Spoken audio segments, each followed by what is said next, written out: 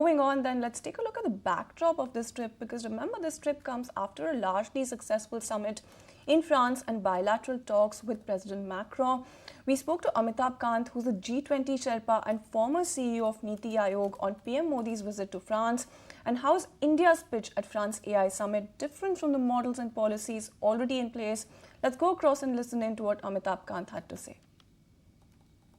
So one of the key things Prime Minister spoke about was the need to create foundational models based on data sets from the global south, which is very important. And he gave the specific example of the left hand and the right hand, and said that if the data sets are all coming in from the western part of the world, they will be trained exactly on those data, and they will not be able to capture the strengths, the civilization, the heritage, the culture of India and of the global south countries. So it's very important that we are able to firstly use the data sets. That's important. Secondly, use AI for public good.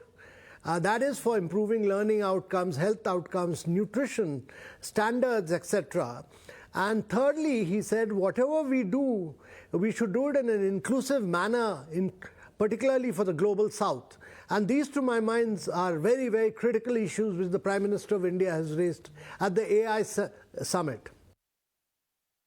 So even the executive order that was drafted during Biden's term has been scrapped by President Trump. So to my mind, you can't have a scenario where there's no regulation in the United States and we do our regulations. Regulations can't be done by emerging markets like India.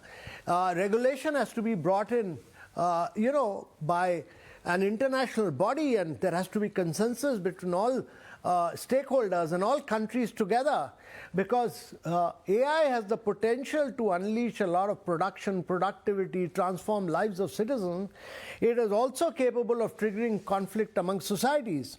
But that can't be done in India alone. It will require a lot of political will, and whatever innovation whatever regulation there has to be pro-innovation regulation in a manner so that we don't stifle innovation in any manner.